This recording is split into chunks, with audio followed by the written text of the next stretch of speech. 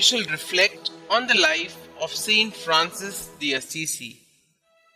Born in Assisi in the year 1181, Saint Francis had all the comforts and luxuries of life.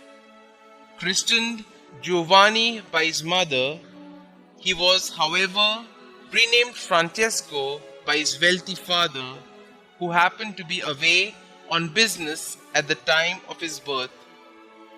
In keeping with the trends of the times, Francis, a highly popular romantic, sought knighthood, and passionately so.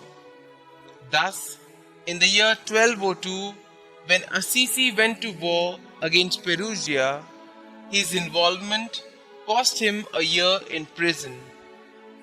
Recovering from a serious illness that followed, his late attempt in late 1205 to join the papal forces against Frederick II in Apulia came to naught when a vision at Spoleto bid him return to Assisi and there await a call to a new kind of knighthood, whereby he would serve the master rather than the man. This was the start of his conversion. In solitude and prayer, he now passionately sought to know God's will for him. Shortly after, in response to the command from the cross at San Damiano's church, he instantly set about repairing the old, dilapidated San Damiano's, even disposing of some of his father's silk stock to acquire funds for the purpose. The dispute that ensued had his father hauling him up before the bishop, demanding the recovery of the money. On the 24th of February 1208, in the centuries-old chapel of Saint Mary of the Angels, he perceived clearly at Mass the Lord's plan for him, which was mentioned in Matthew chapter 10, 5-14. Thence, though a layman, he began to preach passionately to all he could meet. The very simplicity of his life and teaching drew around him men of prominence. On the 16th of April 1209, with the enrobing of Peter of Catania, a canon of the cathedral, was born the order of the Friars Minor, the Frates Minores, or Little Brothers, with a rule based purely on the Gospel.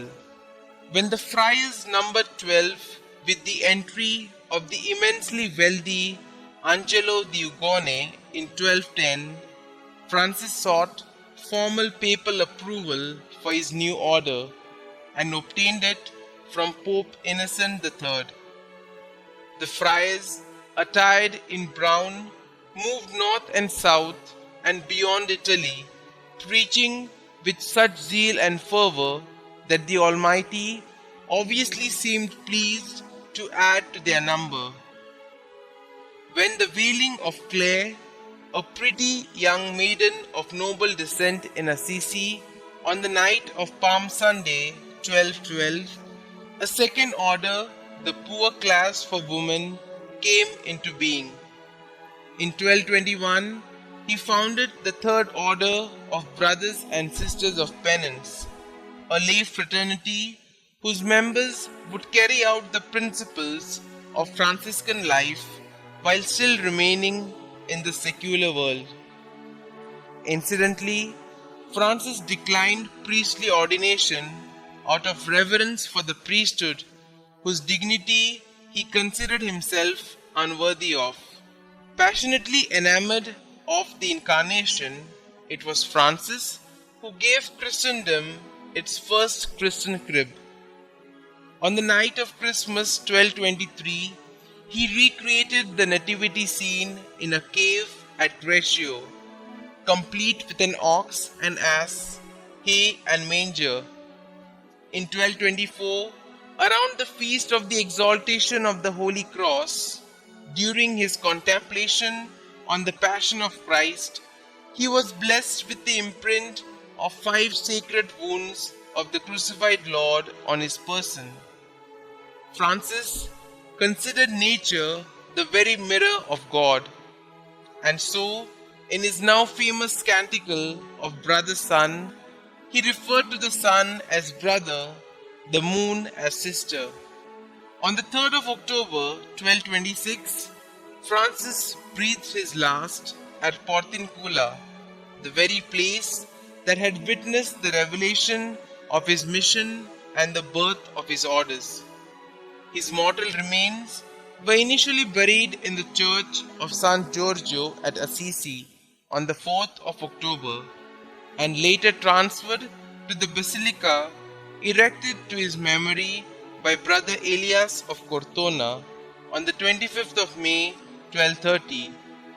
He was canonized on the 16th of July 1228 by Pope Gregory IX. He was called by Pope Benedict XV as the most perfect image of Christ that ever lived. In 1916, he was declared patron of Catholic action, and Pope Pius XI termed him Alter Christus, another Christ. In 1939, this most cherished of Christian saints was proclaimed patron of Italy.